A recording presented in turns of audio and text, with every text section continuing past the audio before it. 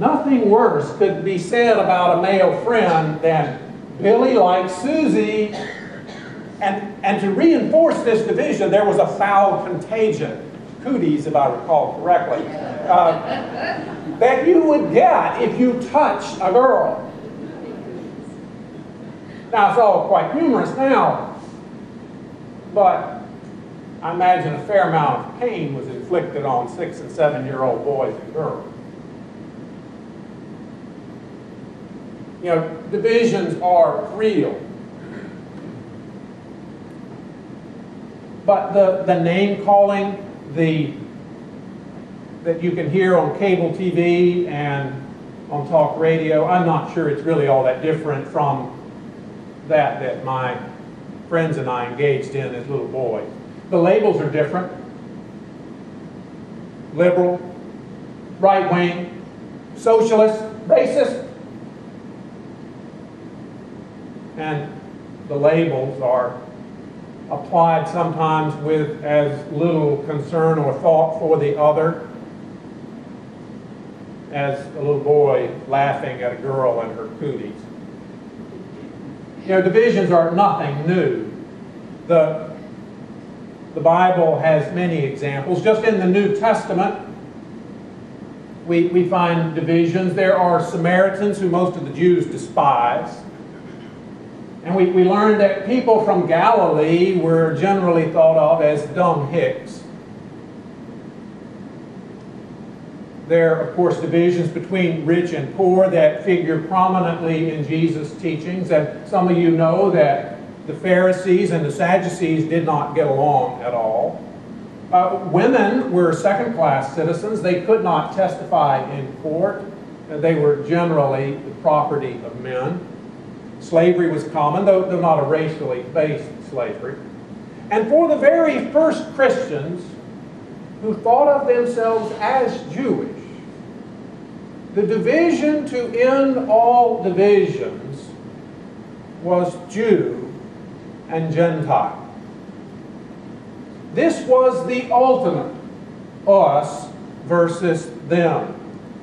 Generally speaking, devout Jews would not even think of eating with a Gentile, or Greeks as Paul sometimes refers to them.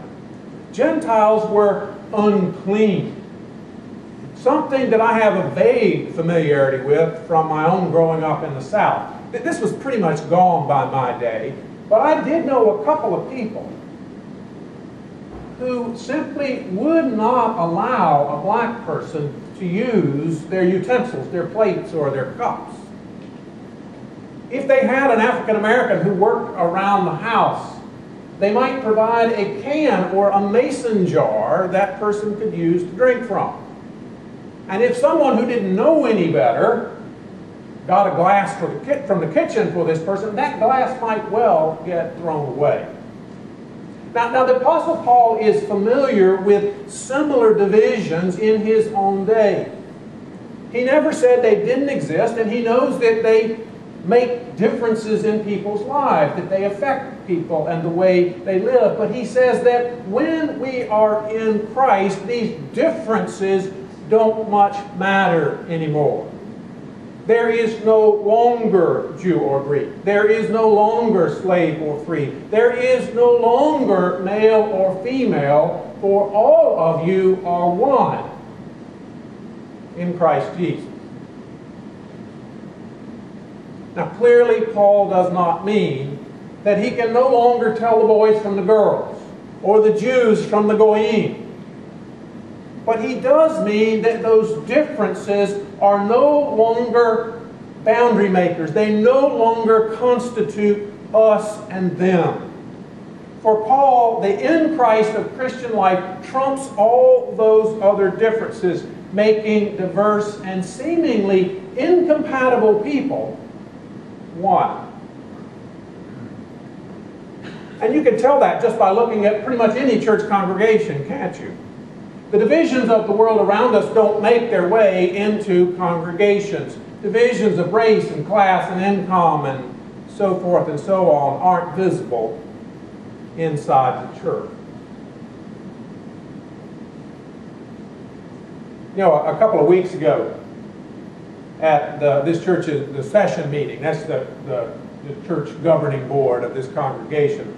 We were having our regular meeting, and during the meeting we took some time to meditate and reflect on a portion of Paul's letter to the church at Rome. And in that letter, he speaks of us being adopted, just as he does in the passage we heard today from Galatians. And as we discussed this, Brett recalled a family from his home church that had adopted a large number of children from various places in the world. And this made for a pretty diverse family. The family portrait in the church directory looked like a poster for racial diversity. Now, family has long been used as a metaphor in church congregations, but I have to admit I've always been uncomfortable with that metaphor.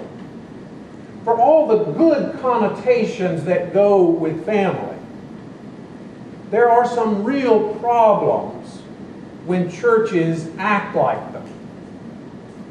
For the most part, families are pretty hard to join. You either have to be born into them or you have to marry into them. And sometimes even when you marry into them, you're not quite sure that you're family. But I think maybe the adoptive family that Brett spoke of is different.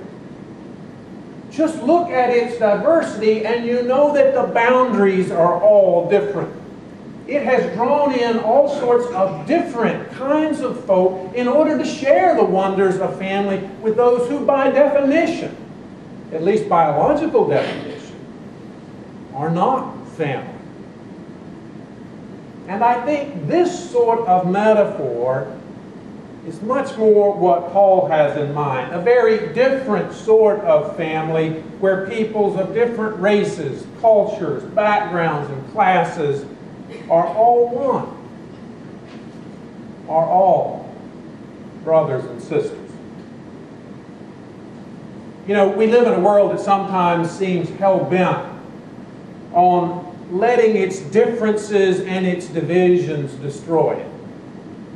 Political divisions have poisoned civil discourse in this country to the point that there are sides that can't dare trust one another, even when it's for the sake of the nation as a whole. Talking heads on TV, cable TV, and radio shout down anyone who disagrees with them, and differences between nations and between groups of peoples lead to violence, and hate, and terrorism, and war.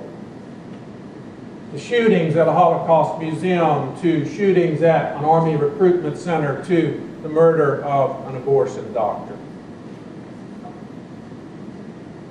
But that is not who we are in Jesus. And I can think of no more powerful a Christian witness than for congregations such as this one, to be a place where differences of race and politics and class and gender do not matter. Not that we can't tell the difference between black and white, Republican and Democrat, or male and female, but that those differences do not divide us. For we have found a wonderful unity in Jesus Christ.